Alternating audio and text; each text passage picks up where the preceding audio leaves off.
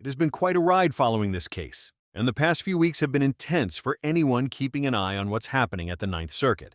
A major Second Amendment challenge out of California, the Nguyen v. Bonta case, has just delivered another win for those who believe the state has gone too far in rationing constitutional rights.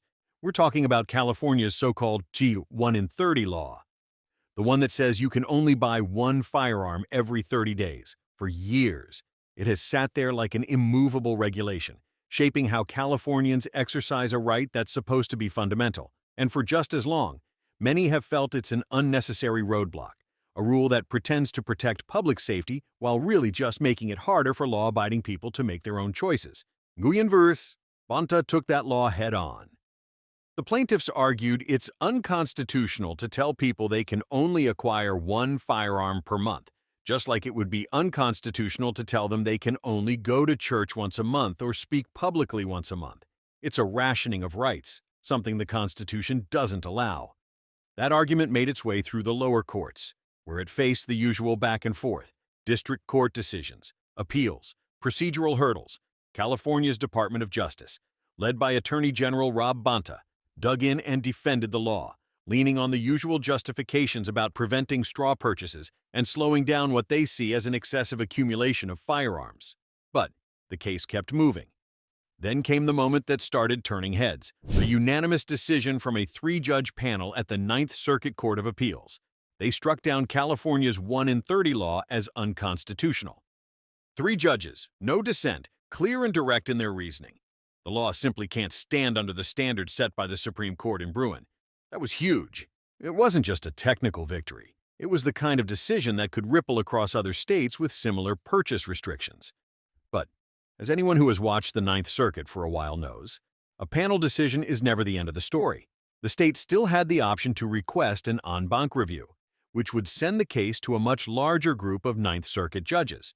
And historically, when Second Amendment cases go en banc at the Ninth, the state often gets a friendlier audience. So after the panel's ruling, there was this period of uncertainty. California had time to file their en banc petition. Instead of filing right away, they asked the court for an extension. That moved the deadline to August 6, 2025. That date became a kind of countdown clock. Everyone following the case knew that if California didn't file by then, the panel's decision would stand. And that's where the tension really built up, day after day, checking the docket, waiting for any sign of a last-minute move from the state. The idea that they might just let the deadline pass without a fight felt almost too optimistic to believe, especially given the political climate in California. But it was out there, this slim hope that maybe, just maybe, they wouldn't push for en banc. I remember thinking about how rare that would be, for the state to take a loss on a gun control measure and not throw every possible resource into reversing it. It's not just about this law, it's about the precedent it sets. If the 1 in 30 rule falls without en banc review, it strengthens the position of future challenges against other restrictive measures.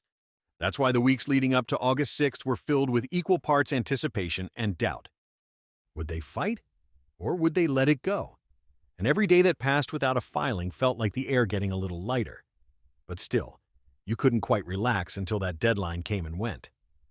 When the morning of August 6th finally arrived, it felt like everyone with an interest in this case had the Ninth Circuit's docket page open in a browser tab. It was one of those days where every refresh came with a small jolt of adrenaline. All it would take was one filing from the state to throw this win back into uncertainty, setting off months, maybe years, of additional legal wrangling.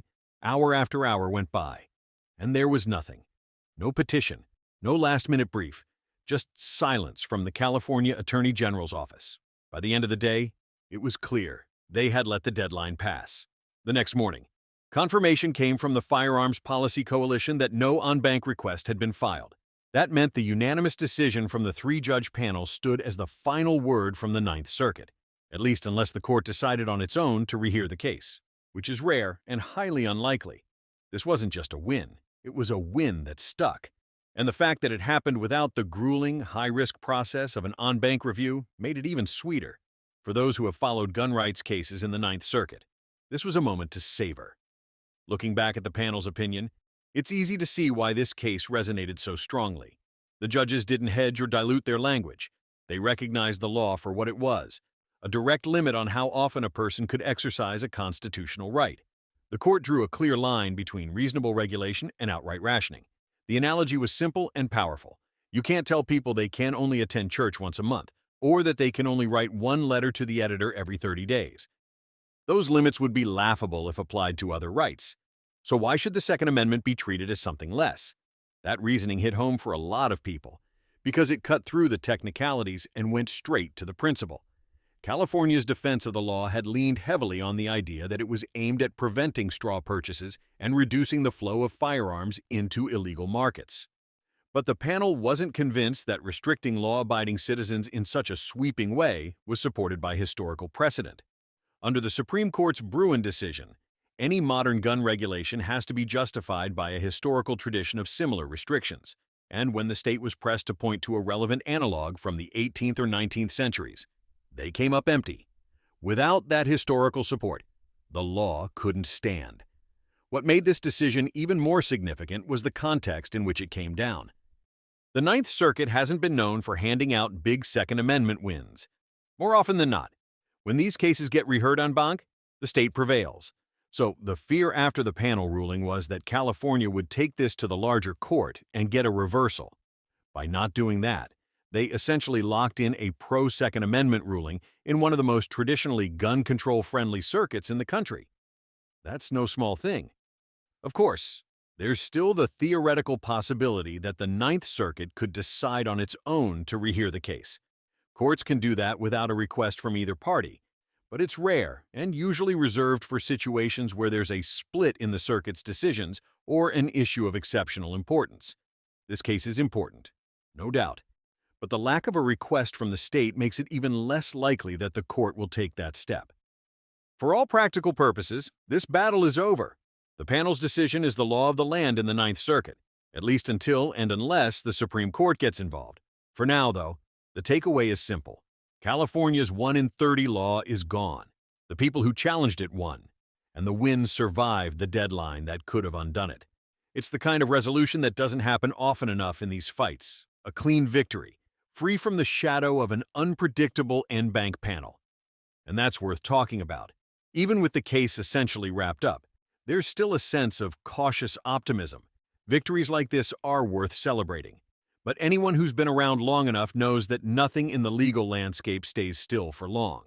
California has a long history of introducing new restrictions in place of old ones that get struck down. Sometimes the replacement laws are almost identical in effect, but crafted to survive the next round of litigation. So while the 1 in 30 rule is gone, the fight for a broad, lasting recognition of Second Amendment protections isn't over. That's not to say this isn't a big deal. It absolutely is. The immediate impact is that, in California, there's no longer a blanket limit of one firearm purchase per month. That alone changes the options for collectors, competitive shooters, and anyone who simply wants the freedom to make multiple purchases in a short time frame. More importantly, the reasoning in the panel's decision is now part of the Ninth Circuit's body of precedent. Other cases challenging restrictive gun laws can and will cite Nguyen v. Bonta as an example of why rationing rights is unacceptable. It's not just about firearms. The broader principle reinforces the idea that all constitutional rights deserve equal respect and protection. What's especially striking here is the absence of the usual drawn-out aftermath. No scramble to prepare for en banc, no sudden reversal months later, no uncertainty hanging over the decision. The panel spoke, the deadline passed, and the ruling stands. For a circuit that has often been a tough venue for Second Amendment plaintiffs, that's a rare and welcome outcome. It sends a quiet but powerful message.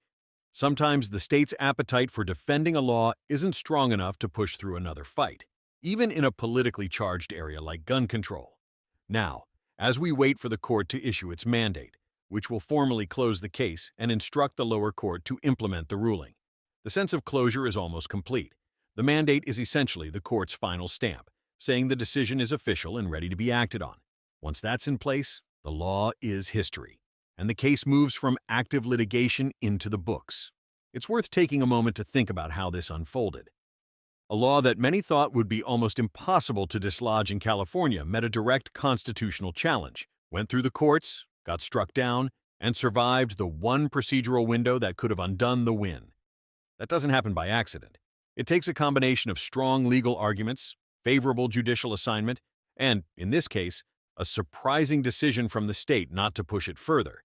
It's a reminder that persistence matters, that cases can be won even in forums where the odds look bad, and that the legal process still has room for clear, decisive victories. So, yes, there's more work ahead, more challenges to meet, and more laws to scrutinize. But for now, this is a moment to appreciate. The 1 in 30 law is gone. The ruling that struck it down stands, and that's a win worth holding on to. In the bigger picture, it's proof that rights don't have to be rationed, and that in the right circumstances, the courts can and will step in to make sure of it.